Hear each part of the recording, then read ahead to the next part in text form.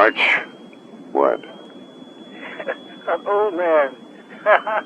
It just happened to be around and see wonderful people like you that are still playing so beautifully. Oh, man. And I've been really blessed. I just finished an engagement out in Arizona. Yeah. And I had a wonderful bass player there with me. Two wonderful bass players with me. Don Townsend and Red Mitchell. Oh, my, yeah. I tell you, it was like another world for me to hear these wonderful people play. And I've known them and seen them grow so like I have with you.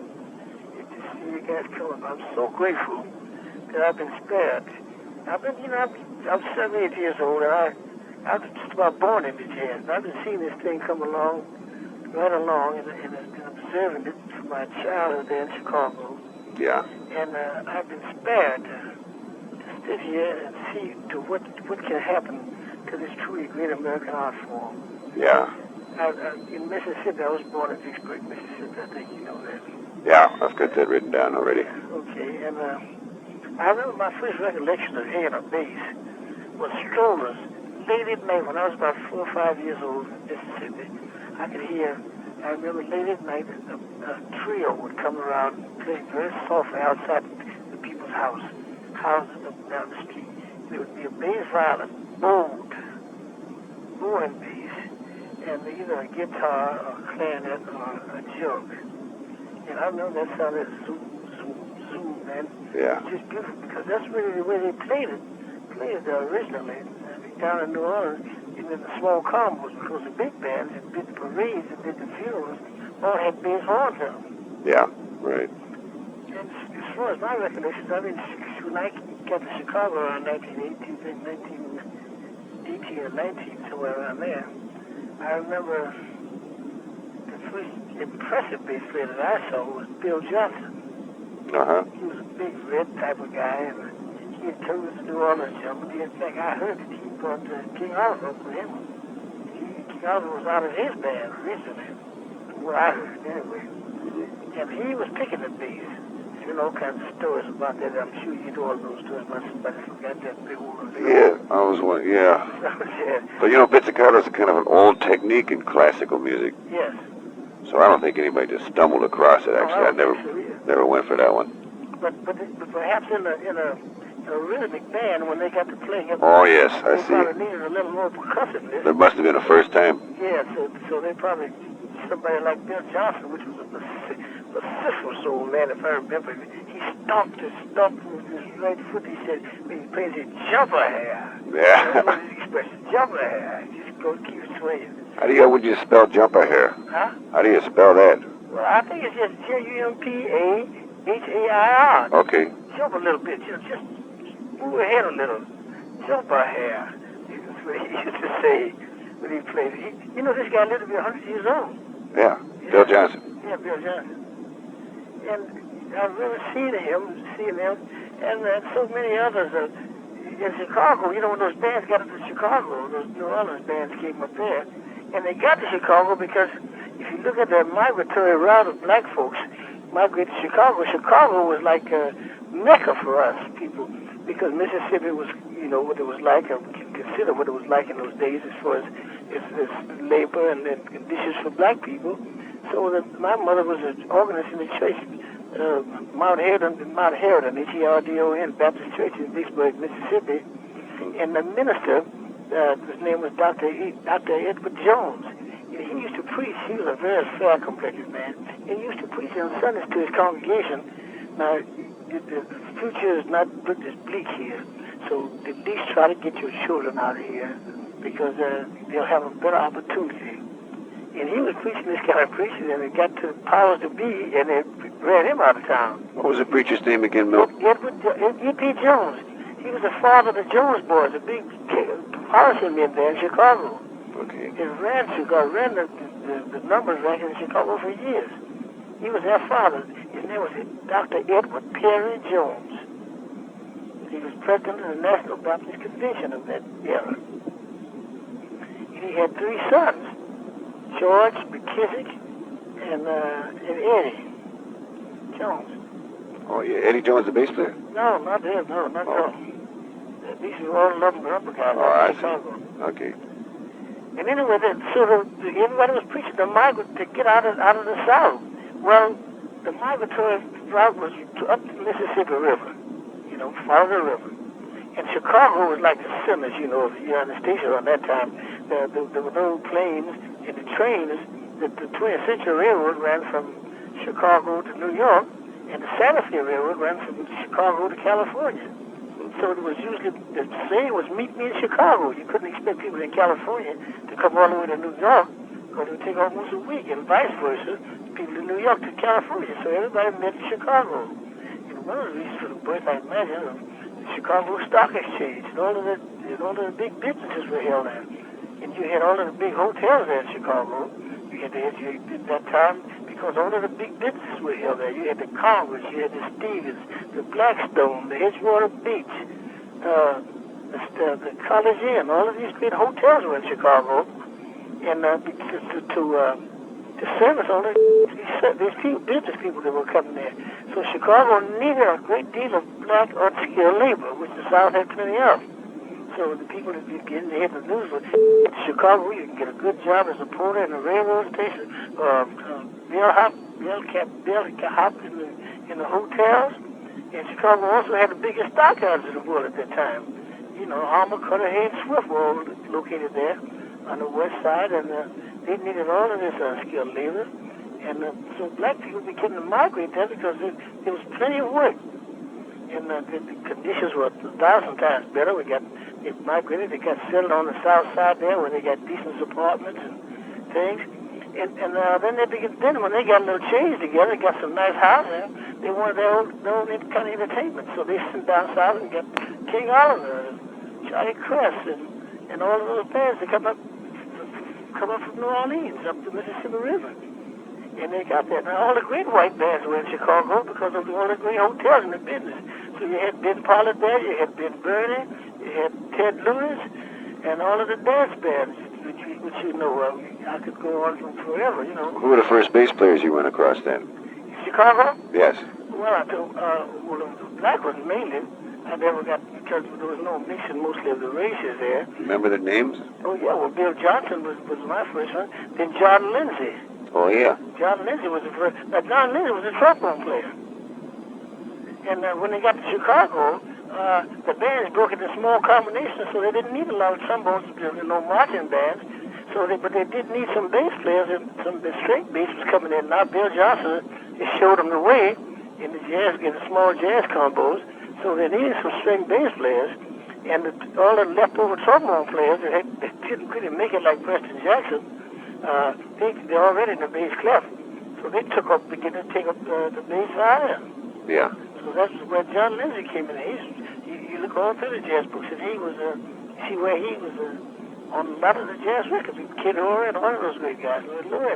The way we play jazz bass now, pizzicato rhythmic, did that start in New Orleans or in Chicago? I would imagine it started in Chicago. Really. That's what I'd imagine, yeah. I really imagine it because of Bill Johnson. Now, one of the great white bass players there was the guy that was with Paul Whiteman, and he had been with Steve Brown. Steve Brown. Hello? I'm here. Sure there? Steve Brown was fabulous. I never saw him play because I never could go into those clubs. The conditions were so that white musicians could come to the south side and after hours and socialize and jam with black musicians. The black musician never went to the north side, went to the west side to play with the white musician. Uh-huh. But the mixture was there because Water seeks his own level. So consequently, most of the bass players didn't show up too very much, but I do remember listening to the first record I heard of Steve Brown was with Gene Goldkat's band from Detroit. And he was fabulous, big guy, and quite a slap artist. He was really one of the most advanced slap players. Pop Foster didn't really come to Chicago. He was more or less, he came to New York. Yeah. He came more or less there. But he was in Chicago a little while. Yeah, but not like right. Not like Bill Johnson whose name I just called a minute ago. You must have been one of the first bass players in Chicago, of note. No, not really. There was a guy named Sudi Renard. How do you spell that? R-E-N-A-R-D. No, that... S-U-T. I can't, it was a New Orleans name. I understand. Yeah, I really don't know the spelling. But he was I'll do the best I can with it. Yeah, he was a great, really legitimate type bass player. He bowled well, you know. Oh, yeah? Yes. He played in Tate's Orchestra at the Rondeau Theater there. Then there was Walter Wright. These were bass players, good bass players, but not really extremely jazz, but good bass players. Bill Johnson was into the jazz a lot, and John Lindsay was. And those seem to be the two main ones. Winston Walker was another one. Bill Johnson and John Lindsay. Yeah, and then Winston Walker. He left Chicago and went back to St. Louis and became president of the union down there. I remember these guys, because I was listening to these guys, and they were slapping the bass, and when I came along and used to get a few gigs, just like any other youth, you know, I would try to outdo whatever they did. I'd try to double it. And those guys were pretty sore with me, man. They got so mad at me because I was overdoing the thing, and they had me scared to come down to the union to say, this kid is staying at home with his mama and taking all the way from us married folks. So they had me sort of frightened, but I stayed with it. The only few ones that really encouraged me was this man, Walter Wright. He was older, and he began to lose out work, but he was a hell of a gambler. And he took over the card games at the union. He evidently made a nice taste, so he didn't care too much about me moving in. So he sort of encouraged me. Did you get a chance to look at that article? Yes, I'm looking at it now. I have it right here. Okay, there's this part in there where they talk about during the 20s and 30s, the bass was regarded as a novelty instrument. You see, that's around the third paragraph. Uh-huh. Slap loudly. He mentions Steve Brown there. Uh-huh. And you see he played with Gene Cole Goldcat, right? Yes, he played with Gene Cole Goldcat. He was in the concert with Paul Whiteman, also with Joe Louis. Uh-huh. I remember that because, I remember very well listening to it. What kind of a bassist was Steve Brown? Excellent bassist. Yeah. Well, he was, really what we would call a studio man. He put Paul Whiteman, well-read, read. Go-Get band and Whiteman band was the top musician in there, studio musician in there. Well, we so-called studio musician at that time because the guy was academic enough to read and play Rhapsody in Blue and American in Paris and then turn around and play Basin Street Blues. Yeah, I see. Like Teagarden, he was considered He was schooled. Yeah, really, really schooled. Yeah. Wellman Broad, he's the next one they mentioned here. Wellman Broad, yeah. Well, he came to Chicago with Duke. I remember when he was with Duke Ellington, man, I would just stand there all day long and watch him play. When Duke would come to the Savoy Ballroom, I would just hope he'd drop his boards, drop his rods, just so I could hand it to him. And he was most kind of very dignified to a black American. He was a New Orleans gentleman, wore those Homburg hats, handsome man, a little portly, that Homburg hat, and always immaculately dressed. And I found out that his sister lived in Chicago, and she lived right next door to my mother. Well, I tell you, I used to go out on the back porch and empty the garbage and stay all day, just so his sister would open the door so I could get a chance to say hello to her. And he was really my mentor. He was really the mentor that really impressed me and really made me really want to be a bass player because of the dignity he carried himself with that band and his kindness to young people. Yeah. I would say, Did you... I'm sorry to go backward. No, go ahead. But did you get to see Bill Johnson play? Oh, yes. And... Yeah, I saw him play. He's an interesting bass player. That's the one they say really started a pizzicato first. Well, that's the one I saw. That's the first one I saw pizzicato. Yeah. Yeah, he was strong. He played out and slapped back to the fingerboard, Uh-huh. It wasn't a slap like I try to do with the hand, more or less. His was and Brew's the same way. Got the string right out and back to the strings did the slap. Clap, clap, clap, clap, clap. Uh-huh. That was Pat Foster's did a little more with the type that I tried to follow, where I use a hand. on the E and the A and the E string to get the noise. Oh, yeah. You masters of that slap technique. There's not too many of you left. Well, no, but I tell you, I feel very good about it. I used to be embarrassed to do it because it died out, and I figured the guy said, well, it's an old dude. But then I found out that the public sort of liked it. It's a very visual thing. Oh, yeah, and it's a musical thing, too, yeah. I believe. And the public seemed to like it. And then I was beginning to see some of the young bass players beat past my door to find out how I was doing it. And I'd be only too happy to show it to them because I wanted to see it continue on into the business to jazz playing. Yeah. I'm grateful to do it now. That kind of gets me like when I was working in there with Don Thompson last week and Red Mitchell. It was the only thing I could do to get out to get some attention after those guys got to it. What all they were doing, Red, with the new tuning, besides, the fifth tune that he has. Well, you play with such great taste all the time, anyway. Well, you're just very kind. But, man, I see you go you play so beautiful. It was just a joy to play with you down there. Who's this guy, Bob Escudero? You play with Fletcher Henderson, you know him? Yeah. He was more of a tuba player, though, wasn't he? I don't know. He was mentioned here in the article, and I really didn't know much about him. Yeah, he was a tuba player. He was from the Latin guys that came from our New York era, came into the jazz part, like Mario Bowser and several wonderful gentlemen, Juan Tizo. I'm just going down the list here, in the article. Oh, where are you now? Page what? I'm just still on the first page. Oh, I see. Yeah. Around the fourth paragraph. We're up to John Kirby. Wait a minute. Was Harry Goodman much of a bass player? Harry Goodman. I liked Harry very well, but the problem with Harry was he had a big bass, a very deep bass that spoke late. Oh, yeah. And when he pitched the Carter, by the time the sound got to the back of that bass and got out front, it was a little late. And Benny, his brother, was such a sticker for time and a kind of on top of the beat. That's what I've been told. Yeah, excuse me, yeah.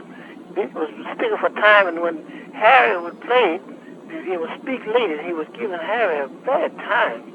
Oh, I see. They had all kinds of problems. I remember, I can't tell you how many dates I've done in New York City where Benny would be in the 30s, 36, 37, where Benny would be 35, where Benny would be on the recording session and have a big argument with Harry and send for me to finish the date. And I talked to Harry. I said, Harry, that bass is speaking late. You played it right on the beat, but it's a deep bass, and it just speaks a little behind, what the sound is. Sound comes out a little later. Yeah. And that was a problem. But I don't think he was concerned with bass as much as he was with the business, which of course is what he's in now in Europe. Harry Goodman, I don't know if he's still alive or not. Yes, he's still alive. He lives in Europe. He's got a publishing company. Yeah. Yeah. I'm trying to write this a little bit as we go. Yeah. I'm not... Walter Page. Yeah. Well, he was a really a motor. He really settled down. He was a band leader. He was like Walter Page is what I try to instill in the young bass players. That you if you're a bass player, you're like Atlas. The word bass means bottom. It means support. In any language, in any form, architecturally, it's a bottom. Yeah, I agree. It's the strongest part of a building. The building will not be formed and whole unless the base of it is solid. Right. It's lowest voice in the orchestra or in the voice in a choir, and it's like Atlas. You also identify. The bass has to identify the chord. Only on rare occasions, like you had do it in the minor chord, but averagely we have to identify the chord. If it's a B flat chord, we must hit the B flat and let everybody know what the chord is. Then we can go on to other notes that are in the chord. Right. So one should really realize that you are strong, that you got to be the leader in that. And Walter Page was like that in the rhythm section. He just took that beat right away. Joe Jones told me many times that Walter Page taught him how to play. He was the one that says, come on. And you know another guy that's like that to this very day? Is Ray Brown. Yeah. Ray Brown is a quarterback, man. Oh, yes. He's right there all the time. He's a guru as far as I'm concerned. Yeah, me too. Yeah. He's still that's just the way everybody, he's right in the middle of all the techniques. I mean, he's calling the shots, man, and he makes that rhythm section, makes his band play right up. Yeah. And Walter Page was like that. He was the first one of those I really saw that organized a rhythm section. I saw some of the gentlemen that worked with Kaiser Marshall and Fletcher Henderson's band in different days, but I didn't see that. Hey, I didn't even see that in John Kirby when Kirby was there, and when Kirby was with Chick Webb's band. Chick Webb was very prominent, and Kirby was a consistent bass player, but not a driving one like Walter Page. Uh-huh. And when I saw Walter Page, it had that rhythm section all. It was a concerted effort. Everybody was playing more or less together, and basically with the sparseness there, it just turned out everybody's head. It was beautiful.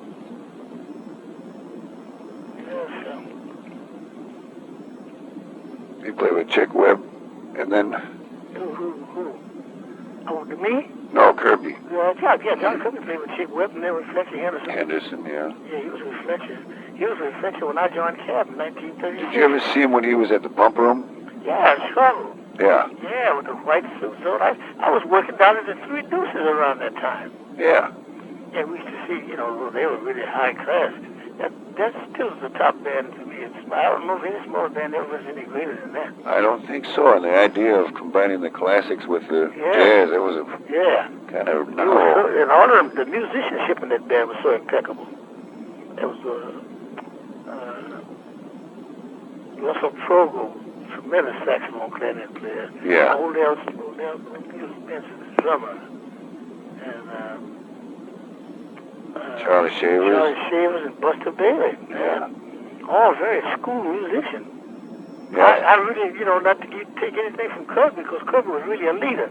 He more or less was the type of guy that, not in the sense that Walter Page was a leader in the rhythm section, but a leader in organizing things and going forward and talking. And I'll tell you something about that leader as far as race is concerned. The guy in the black society, the guy with the lightest complexion has always got a better chance to get through to people during that era than a guy that's unmixed black like me. Uh-huh. So a guy like Kirby could probably go to somebody and get a little more attention about, look, I got a group. And it's happened that way. In many cases, many instances, it was like that. That's the same way Bill Johnson came up with Bonnie Bigard. You understand? Uh-huh. What I'm talking about. I was in Louis Armstrong's band, and I remember seeing the Bonnie Bigard there, and they were Lou and Bonnie were dear friends. But if somebody came up and asked Louis a question that had any kind of depth to it, you could see Louis sort of step back and see what Bonnie was going to say first about it. Oh, I see. And we have that. This young man, Bill Lee's son, Spike Lee, just did this movie called School Days. And he mentions that in there, and he's got a lot of flack from the black community because he mentions about how the light-complected black folks always had a better opportunity at things, a better shot at it. Well, that's just historical fact. It's a historical fact. I'm a living example of it. I can tell you a great deal about it. From Chicago, even, We had in the black society what we call a blue vein society. If you were light enough to see the blood in your veins in your hand, they call that a blue vein society. Really? Yeah. So that was one reason, being a leader and being very much a leader, because John Kirby was an orphan. From family style.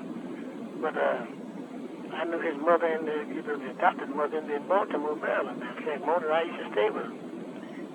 And so he was quite a leader in that extent, and he was able to go and do the talking. But as far as academic, as far as that band concerned, we would perhaps rate John Kirby the least of those musicians in there. Oh, yeah. Academically. I see what you mean. Who did the arranging then for them? Charlie Shavers. Yeah. Sure. Charlie Shavers played guitar and trumpet. He was very school. You know that. And Kirby was pretty much the organizer and leader. Very much the organizer and the leader. Yeah.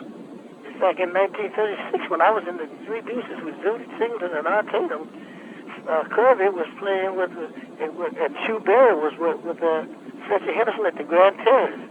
And they were making $35 a week. And that was the best job in Chicago, man.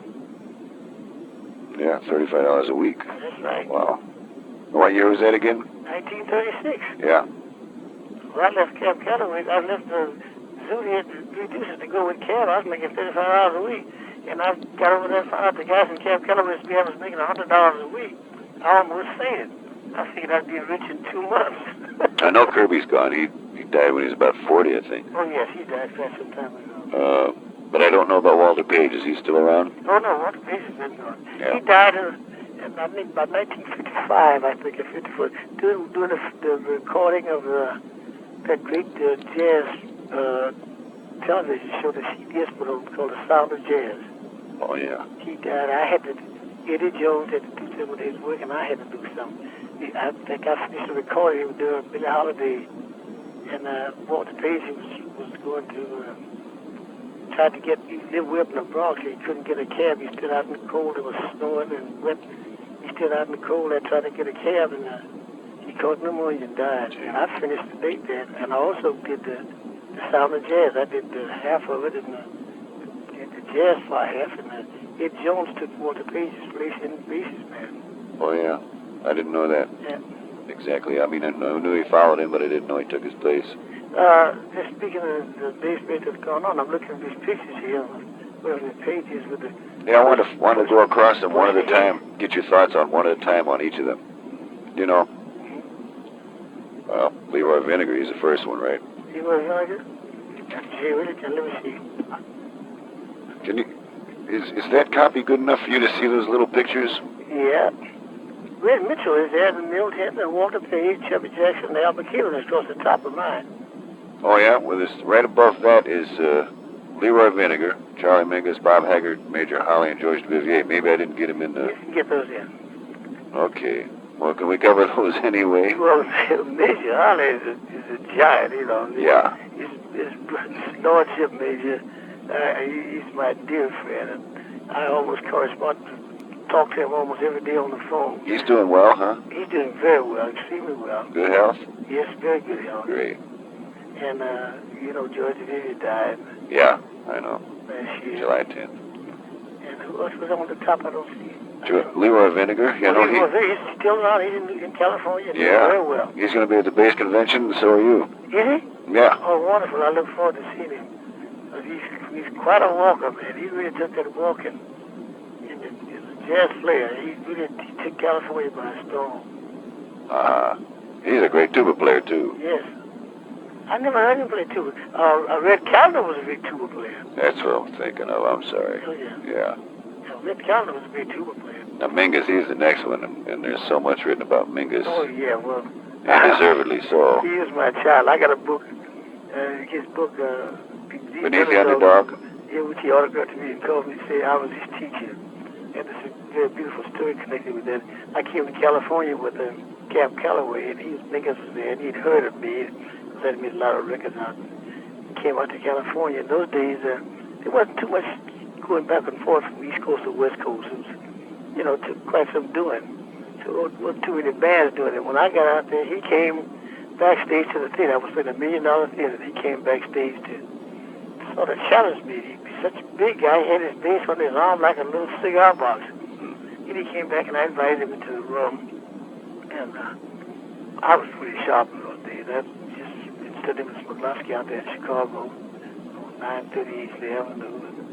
And I'd been going to Milwaukee and studying with Paul Steinke, and I knew that Samantha backwards, you know. Oh, yeah. So Mingus came out there and he took out a book of Samantha. Well, hell, I had memorized it. And he was sort of amazed, you know, that we finally got to be friends to the very end. I told him, I said, well, you know, that's not the way to do it, man. We're bass players. We love each other and we try to exchange ideas and things. But we don't challenge each other. Right. We want to learn. Just learn from each other. Yeah. And we were friends. Every time he had a recording that maybe one bass, he always used me. And I was very happy because he's tremendous talent. Now let's get on back to these stages because I'll just keep running and talking. Okay, well, it's okay. Huh? That's all right. Just keep going on, you know. That's beautiful. Then Bob Haggard. You remember him? Oh, yes. He played in Chicago a lot. Yes, he did. Well, I remember him with the Black Hawk there. With the Bob Crosby band. And that band Cool Saunders used to play in the Black Hawk. That's right there in Chicago. And Bob Haggard, the Bobcats came in there. So I got to hear him and see him play. He was the top white bass player around the country because he was such a talented musician. He's a writer, you know. Yeah. I think Bobby played trumpet or some of the instruments. He played guitar. Yeah. Yeah. And He stayed with George Van Epps. yeah. And he just grew, and I think he's probably made more of the early jazz white records than any other bass player. Yeah, I guess that's right. I think he was on all that stuff. And they were pretty good in rhythm section. Absolutely. I've got Ribak and Bob Haggard and George Wetland. Well, I had some good guys. The next two are side by side down here. Now you got those, Red Mitchell and yourself. And you just got through playing together, right? Oh yeah, we just got through playing together. Man, that's great. He's such a beautiful guy. I'm much older than these guys than Red is. And I can remember seeing him around, and he was always so beautiful. I remember one particular interview, one little story on him. Yeah. I was in Cap Calloway's band in the 40s, I guess.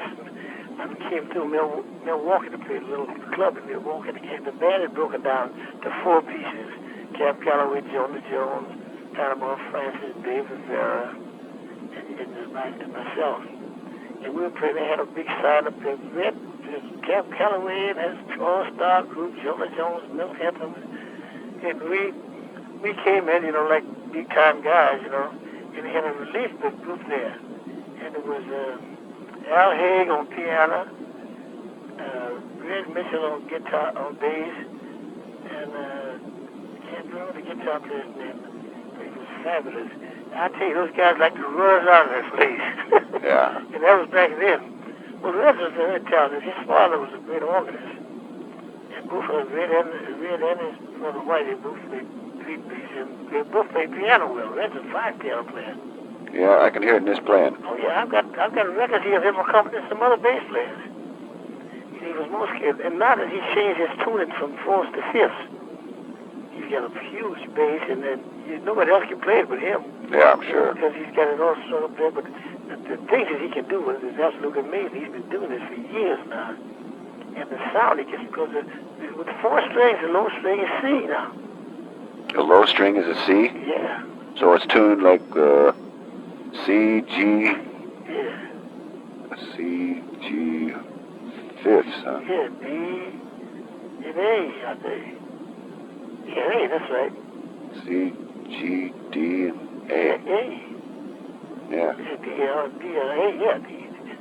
And it sounds fabulous. He just does so many beautiful things with it. Yeah. And he and Clark Terry did a thing on this jazz party. The low string is a C. It's low string to C. Wow. So what's that sound like? Fabulous. Yeah, big sound. Oh, and then he can go way up high with the other one, Oh, yeah. Yeah, so it's just a great sound. Huh? And it was just amazing to hear him. He and Clark Terry did a little thing. And he sort of threw me in there. They gave me a little credit and paid for it, about, being around for a long time. And I was very grateful for him doing that. And then, of course, Don Thompson was there, the young Canadian fellow. The excellent pianist. He played vibraphones and bass. And I was just standing around. If I hadn't slapped the bass, I might have stayed home. How old is Don Thompson? Don's in his 30s. Is that right? Yeah. Oh, that's great, man. See? Oh, he's another relatively young one. Yeah. I worked with him once up in Toronto with a big television show for Lionel Hampton about 75 men about 8 years ago. And he's been playing piano and bass with George Sherry. Really? Yes, he and George Sherry had a piano duo, and then he picked up his bass and accompanied George Sherry.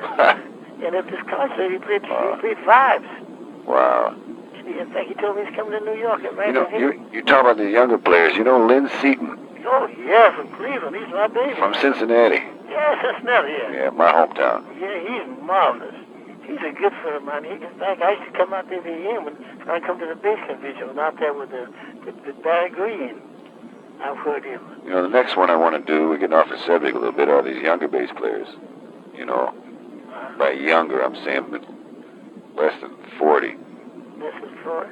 Yeah, there's quite a few real good ones that nobody's written anything about yet. Well, I don't know. I'm sure Michael Moore is about 40, but he's already... Yeah, I know. See, Michael, I consider him one of the newer ones. Yeah. Anybody that started after this article we're looking at right now. Oh, Lord. Well, I got a list here that you wouldn't believe. Well, there's Ron Carter, there's John Clayton. Right. John Hurd, there's Michael Moore, there's Rufus Reed, there's Eddie Gomez, Raz. Brian Toff, Yeah. there's John Bany, there's Mark Johnson from Texas, Oh, yes. Dr. Lynn Christie. There's John Patitucci. Yeah. Man, he's a killer. Yeah. He's going to be at that convention, too. Huh? He's going to be at the base convention. Oh, wonderful. It looks great. Workman. Say what? Reggie Workman. Oh, yeah. No, Reggie, he's no young boy. And Reggie Johnson. Yeah. And there's George Mraz. Uh-huh. And Neil Tennessee Peterson. And this young kid, Phil Flanagan. Oh, yeah, that's right. I made a list of some of them. Plays with Scott Hamilton a lot. Huh? Phil Flanagan, he played with Scott Hamilton a lot. Yeah, right, yes. And he also played with Maxine Sullivan. Yes. Well, Lynn Seaton did some of those things, too. Yeah, right. Maxine Sullivan. Lynn Seaton is in town here tonight working with George Shelley. Chubby Jackson's still alive, right? Yeah, he's in Florida. Where's he living? He lives in Florida. I mean, what? I don't know exactly what town, but I've seen him down there several times. Probably Fort Lauderdale, because I think Duffy Jackson's there, and they're probably close. Duffy's been jumping around. I just did an album with Duffy with the Illinois Jacket, and Duffy was the drummer. We did the album for Atlantic. Uh-huh. And Jacket called in some records. He said, California, you got Marshall Royal, and you had John Fellis on trumpet. Put in an old bass player, we'll be in there. So, and I think the album should be coming out soon. It should be good. Al McKibben, is he still? Yeah, Kevin's still around. I saw him on television the other night on a television show with somebody that we know. Do you know where he lives? He lives in California. That's what I thought. Al McKibben's in California. And the next guy we know is Slam, and we know about Slam. Slam's good, yeah. Major Holly. Yeah. And then Pops Foster, I know he's gone. Yeah, Pops is gone. Gene Wright, he's still around. Gene Wright is in California. He's still around. He used to live in Chicago. He's a Chicago guy, yeah. And then Sam Jones, I love Sam so much. Yeah, he died. Yeah, he died of cancer. Yeah. And Whitey Mitchell, what's he doing? Whitey Mitchell doesn't play bass anymore. He's a comic writer, dude. Very well in California. Comedy writer. Yeah, he was always a funny guy. He used to have a card that he'd give you his card and say, "Yes, I'm Red Mitchell's brother." Uh-huh. Yes, I'm Red Mitchell's brother. I like it. So I talked to Red about him the night before last, and he said he's doing extremely well. He doesn't use Whitey anymore. I forget, he talked to him and I tell him what his real name is, but he doesn't use Whitey anymore. He said he stopped using Whitey because they had that big race ride out there in California. He also went in that place and he didn't want anybody to say, "Here comes Whitey." Yeah, right. Man. Could be dangerous to your health. Yeah, so. Hazardous. But he's doing his, you know, we lost Paul Chambers, which was so great. I know, yeah. Yeah, I got a chance to talk to Paul before he died. Yeah, he was wonderful. He came out of Detroit. Paul was one of the bass players that I first saw using Vaseline on his strings. And he uses, boy, what a great sound he got out of those gut strings. Yeah. And Ray Brown, we know that the Guru, he's still there. The Guru. Yeah, he's got it going. In fact, Herb Ellis was at this jazz party in Phoenix, and he's going out to California from there today to work. Ray Brown's got a club out in California. Yeah, what's it called? I forget the name of it now. Yeah. Something to do with bass, maybe? No. No. I think so. He's a good businessman, isn't he? Tremendous businessman. Yeah. I'm sure he's probably our only millionaire for the product. But a very gracious man, and a big sense of humor is always on the nose for that bass. I'm still trying to keep our train of thought happening here. The first big thing that happened with the bass was the pizzicato for the jazz, right? Next big thing was Jimmy Blanton. I think so. That's 1939. Yeah. Yes, limited. Now here's the part that always gets to me, and you were talking about. It says limited bass lines. You know, he brought us out of the doldrums. You hear that all the time. Right. To me, playing quarter notes in a rhythm section is not limiting or dull.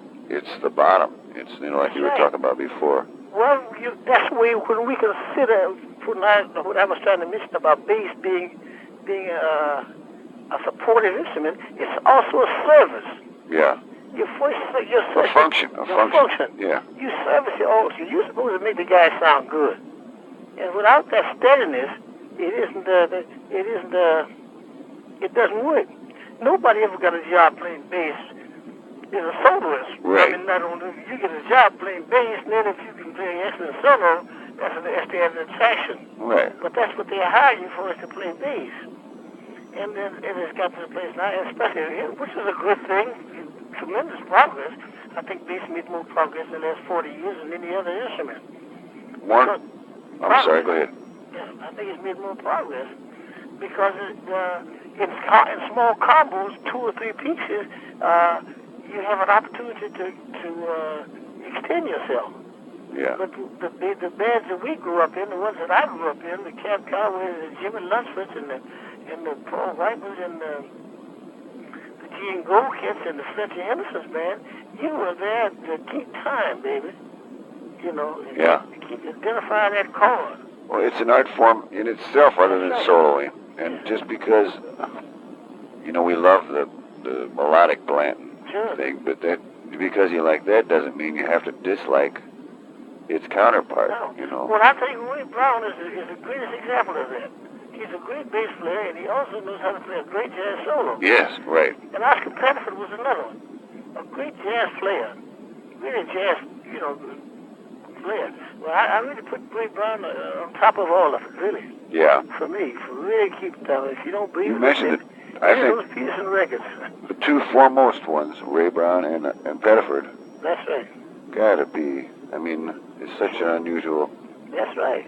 Talent, both of them. They took the responsibility of being a bass player, and also took the opportunity in the positions and the positions that they were in, and the opportunities they had to extend themselves as soloists.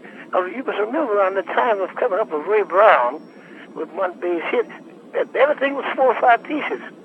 The big bands were going out after the war, and Djordje and all of 52nd Street was in great bloom, and actually never had 15 men in the band over there. It was 4 or 5 pieces. So you got a chance to really extend yourself, and play a little bit. I was always in a big band for centuries. I spent 16 years in Cab Calloway's band, keeping time. Yeah. And I put an eye here that I tried to avoid using, but I feel as if I'm one of the bass players that was able to make it and make the break from the big band into small combos and survive. Because most of the bass players of my era that were in big bands could not handle small combo work, and they all disappeared. Now you can name them. Yeah.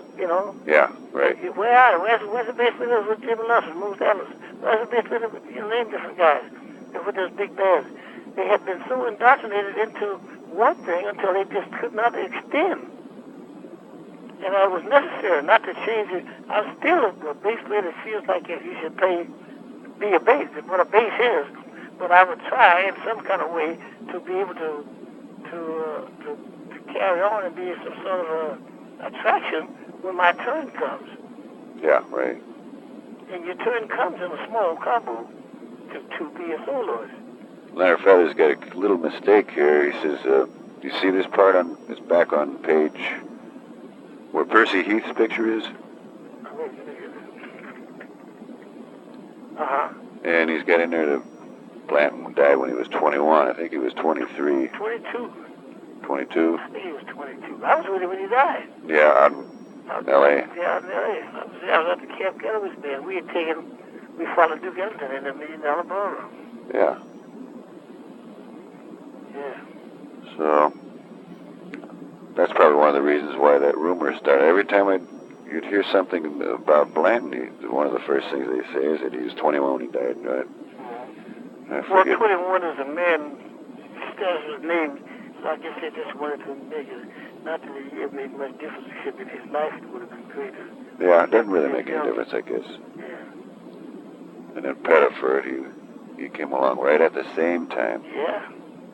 I don't think he was an extension of Blanton. I think he was himself.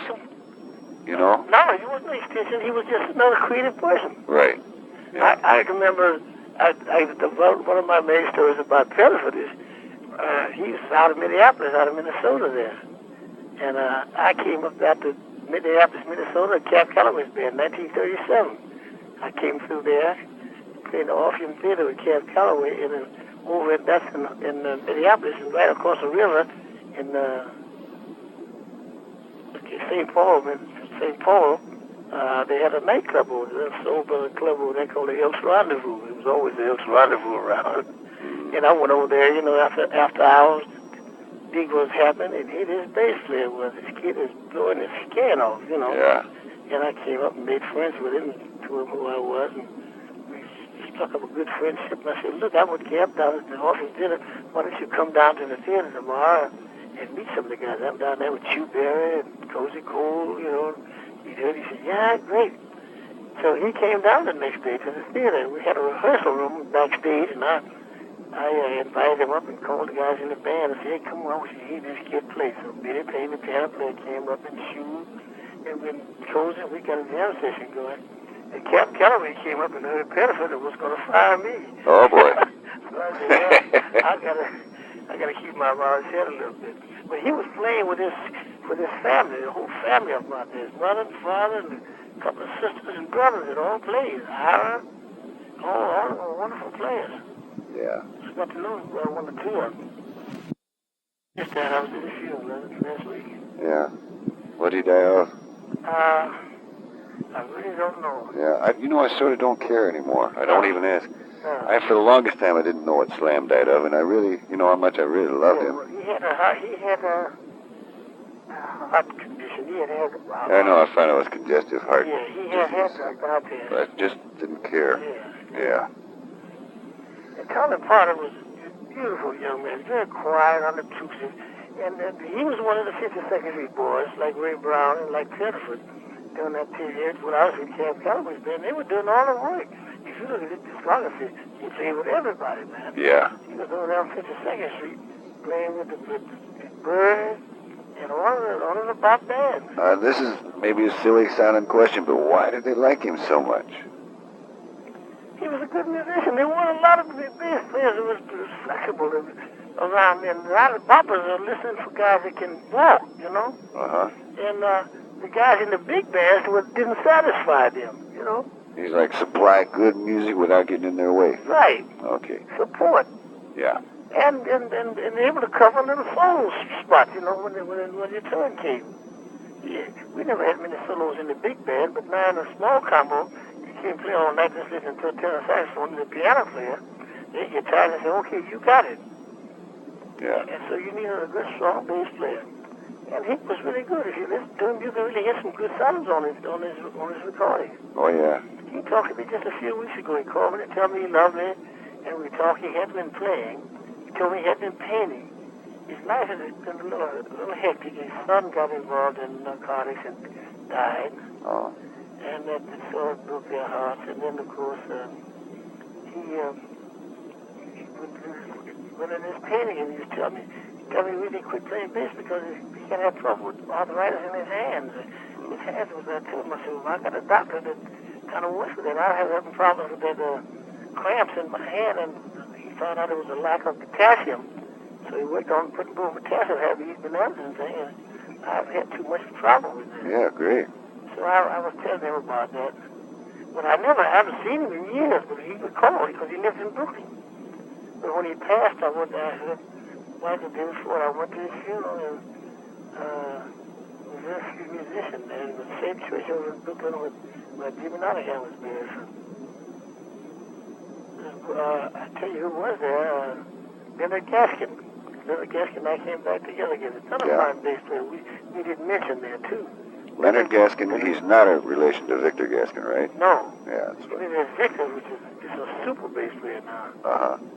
another guy that did. He's another one that did all, along with Tony Parton, did a great deal of that 52nd Street work. I was looking at one of his little albums there, a book he had in his car, because he brought me home from the funeral. And man, he was all over the place, and he's still doing very well. Plays the Panama Francis band, and most of the bands around town now. Very good guy. Next one you mentioned here is you. Yeah, well, who was the guy in the middle? Best known and most respected big band bassist of the 40s were Milt Hinton. Spent a whole decade with Cab Calloway. Is that right? Why is that? Just down it right underneath the Percy Heath picture. Oh, yeah? So starts the paragraph. Among the best known and most respected. Yeah, oh yeah. Yeah, I was extremely lucky. How long were you with Cab? 16 years. 16? Yeah. Yeah. Wow. 1951. Yeah. It was you don't stay with anybody that long and that long. He was a great disciplinarian, not a musician, straight businessman, and he paid the highest salaries of any band in the country. Yeah. Especially any black band. He was good business. He didn't have much of a chance to solo or to be exploited, but you worked every week and got paid every week. Because he was born on Christmas Day. They always gave you a wonderful Christmas present, and for years we opened every New Year's Eve at the Hotel Sherman. Yeah. For years. So no matter where we were, December the 23rd, Cab Calloway would stop working, give you $100 for Christmas, your fare home wherever you live, and your salary, and the ticket back to Chicago to open New Year's Eve. Wow. I would come home to Chicago, so they gave me the holidays in Chicago with my folks, and then 2 or 3 weeks working there at the Hotel Sherman. That's one class job. It was a top job, man. I never had a better job. Never. Okay, the others in this, I know Percy Heath is still cooking. Percy Heath is with Modern Jazz Quartet. Yeah. Admirable. Eddie Safransky's the next one they mentioned. Is Eddie still alive? No, Eddie died. That's what I thought. He died in California. Yeah. And Wendell Marshall. Wendell Marshall is out in St. Louis. I'm looking forward to seeing him. He's living in St. Louis? He lives in St. Louis. He quit playing. He went in for the ministry. Yeah. Yeah. And I saw him last year. I'm looking forward to seeing him. I'm going out there next week. So I'm looking forward to seeing him. I've known Sean's going out there with me too, so he's a St. Louis man. So he has a lot of guys that you see. Then there's Israel Crosby, you know. That was the guy, man, from Chicago. He did a wonderful job. So he didn't last too long. Yeah, his last album was on Sam Jones' album. Was it? And that was Ron Carter's first album. That's pretty strange. Is that so? Yeah. That was an odd one. That's wild. When I discovered that one, yeah. Yeah, that's wild. Is that cool? So Wendell Marshall doesn't play bass anymore. No, he teaches out here. Some young kids help him. But he won't play. He's very much involved in the church and whatever he does out there in St. Louis. Uh-huh. He looks well. And here's a guy that nobody heard much about, recently, especially Harry Babison. You know anything about him yourself? No, I didn't know too much about him. You knew Artie Bernstein reminds me of, too. Artie very well, yeah. He was doing a lot of work out here. Benny Goodman and all the groups out here. He was a great jazz man and studio man in New York. Israel Crosby, yeah, and then Arvell Shaw. Arvell, yeah. Is Arvell still alive? Yes, he's going out to St. Louis with me next week. Yeah. Yeah, he's in okay. great shape. You're going to do the Mid-America Festival? Yeah. Oh, I see. Charlie somebody. Uh-huh. And Arvell will be there. But I see a couple of names here. Of Art Davis. He's fine this way. He came to New York. He's teaching. He's got his doctorate. And then we didn't mention guy played with Duke Ellington, Aaron Bell. Oh, yeah. Those guys I knew when they were kids. I knew him when he was in school down in New Orleans. He got his doctorate and his professor in one of the schools upstate here in New York. They don't get too much into jazz anymore. You get tenure in one of those schools, I guess, and you can make some good bread, and so you don't feel like jumping around. But Yeah. I think that's what happens with Ed Jones. He's an excellent bass player. But I heard that since Slapsville died, that George Weems is using him quite a bit now. Using who? Ed Jones. Ed? Ed Jones. The bassist who used to play with Basie? Yes. Yeah. Ed Garland, what happened to him, you know? I don't know. I don't think he's around anymore. That's what he said. I knew him, but I don't know. I think he's gone. He was older than I, so Oh, yeah, I'm sure.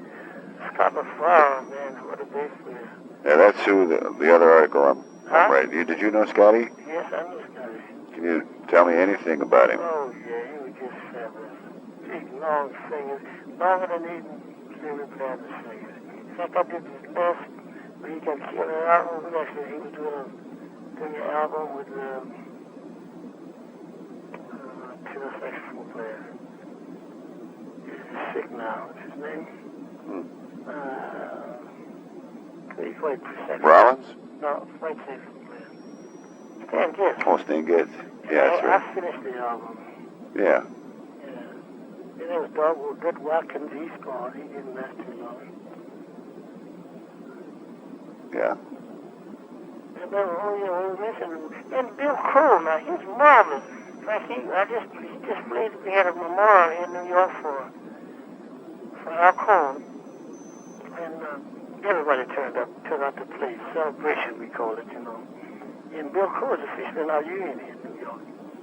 He's a fine bassist. Plays beautifully. He used to be with Jerry Mulligan. Bill Crow, yeah. Yeah. Yeah, I remember. What a great ensemble bass player. Gee, yeah, he was marvelous. And Ronnie Butler is still doing great guns in California. He's getting a great deal of pieces of pie out there in California, jazz-wise.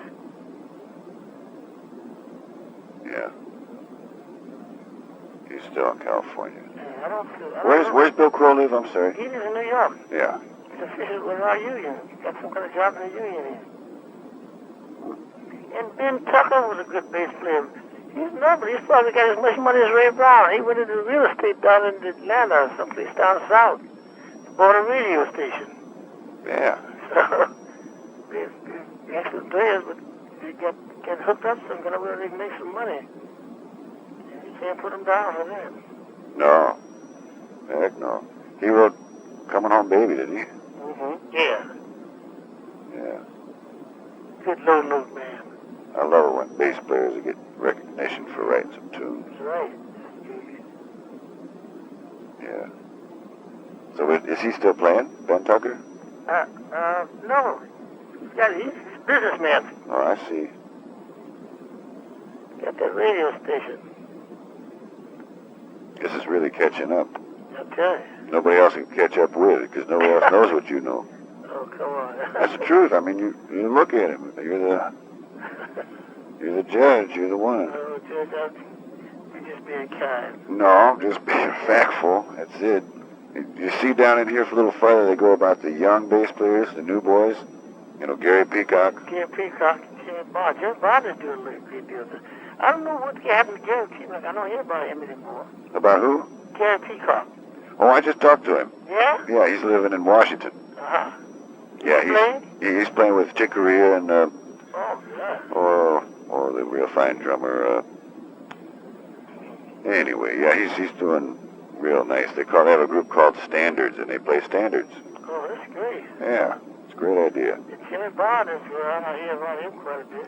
And what's Jimmy Bond doing? He's out in California, but I don't see him much, but I hear his name kick around. And Marty Butler is really hot. Curtis Counts, I don't run into him, but I hear his name. Uh-huh. I don't know about Ralph Pena. He died. He? Yeah. Carson Smith is still in Las Vegas. I know him very well. He's at the Gibson party. He's a hell of a player, very strong player. Carson, yeah. Yeah, works with Joe. I'm gonna get that. He works with Where does he live? Does he live in Denver? no, Las Vegas. Oh, yeah, He Vegas. works with Carl talent quite a bit out there. Uh-huh. So you know you got to be pretty hot to do that. Amen. Yeah. Chenarville Shaw. And Isaac died, you know. No, I really don't know who that is, to tell you the He was truth. a great bassist from California. He played for, I think he was married to Colin McRae. He was a great deal of work, but he died. Uh-huh. Then there's let's see who else. You say Isaac used to play with Lena Horne? Yeah, he died. You say he used to play with Lena Horne? No, with Colin McRae. Okay. Colin McRae. L.D. Young is still in Chicago. Oh, yeah, I see LD every now and then. Yeah, he's a good friend. He's a great cat. Yeah, he is. Really. And Jim Atlas, he's here in town. Who? Jim Atlas? Yeah. Yeah, I didn't know him so well. Now, Ben Tucker, what's he doing? He's the one I told you brought the... Oh, yeah, okay. I got it. That's down. Yeah, Jim Atlas, he doesn't play with the Dukes anymore. And Harry Babison, I don't know, and you don't know. I don't know where he is. I remember him doing stuff on the cello. Yeah. I remember hearing about that. That's Jazz one of the cello. pictures to the right, there's a picture of Whitey Mitchell with a bass, and he doesn't even play anymore. I know it. The only thing that bass is good for is, Latin. Yeah. Good Latin You music. can get a lot of money for it. I got one up in the attic. Really? I used to have one. I bought it when it first came out. Well, the guy gave him all to give him us, Chevy Jackson, or somebody got him to give all of us basses. It wasn't a bad idea. No, well, I tell you, he found it. He was, I forget his name, that's just terrible. He was quite a candy guy. And he sold it, made a bundle of money. He sold it to one of the companies. But he used to come, he gave me one, and I got him to put the edges on the right so I can hold it, just like a regular bass. Yeah. And then he would come in where I played, and he changed those condensers or something in there, trying to get the decent sound. And also made him put a different peg on there for me, so I could wheel it, you know. And I got all that stuff upstairs. Somebody told me the Latin guys will give you $1,000 for it. But I say I just keep it up there for us. Yeah. I really hated that bass compared to like a real wood bass. Terrible, yeah. Yeah. I want to ask you something about this very last paragraph. You got it there? Don't tell jazz bass player? The old line jazz bass is content to pluck away with 4-beat monotony is a dim memory replaced by an agile instrumentalist who controls the bulky parts with a guitar. Okay. I don't really agree with that very much. I like the old-time basses, too. I like both of them. Well, I agree. I think that...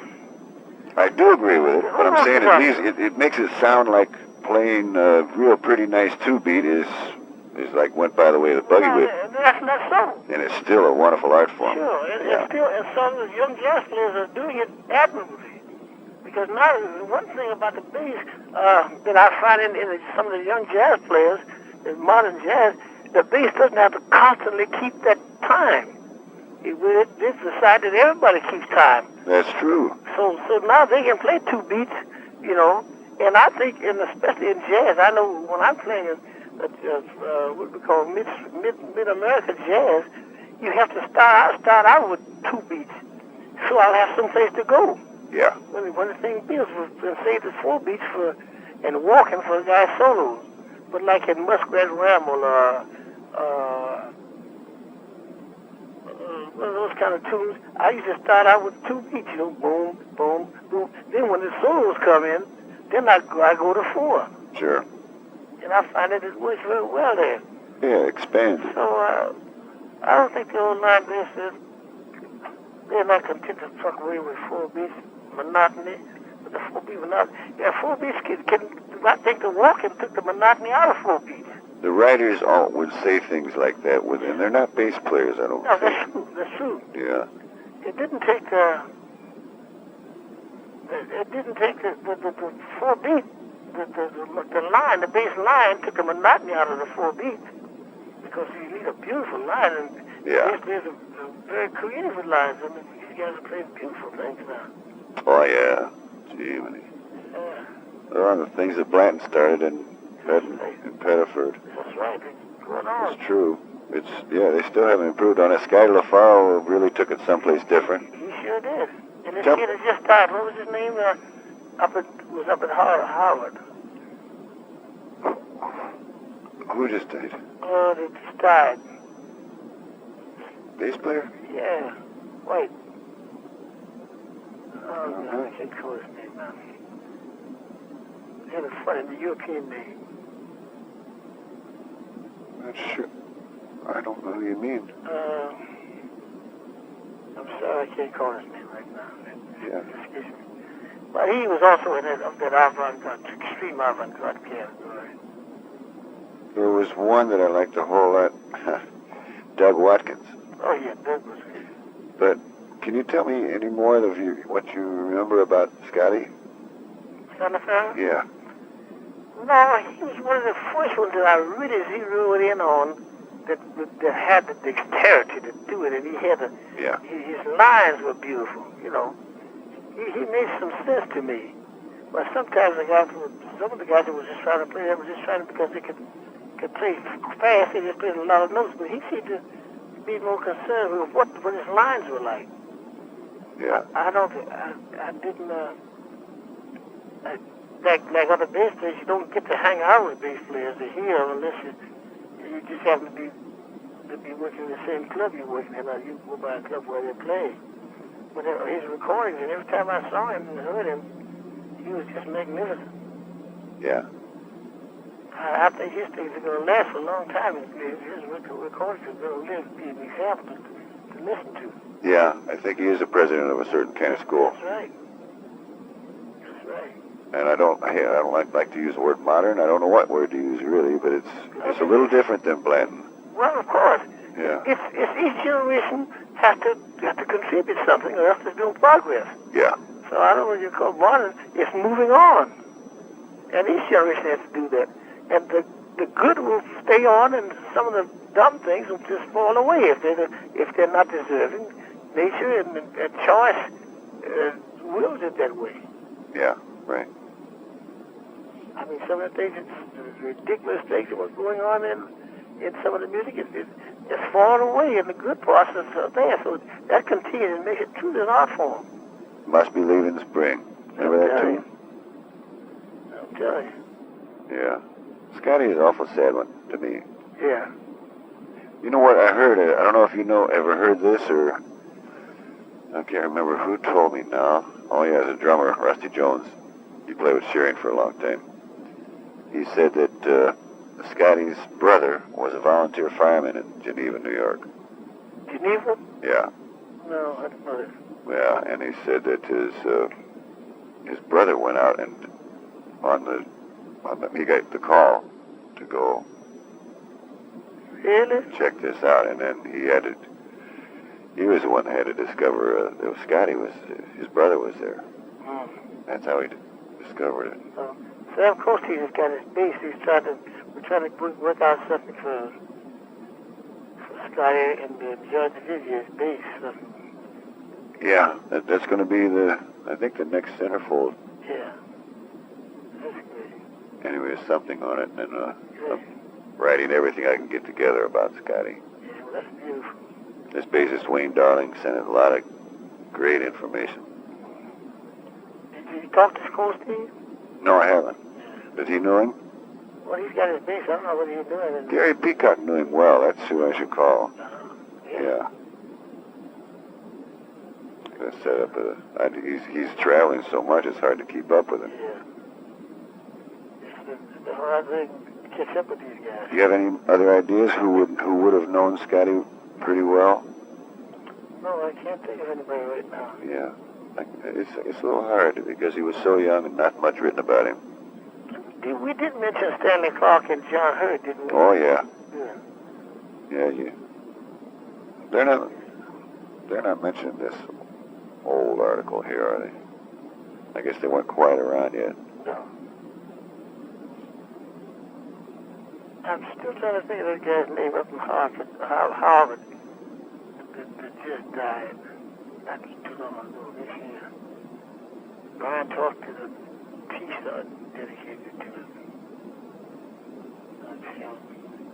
I'm thought I had his name down.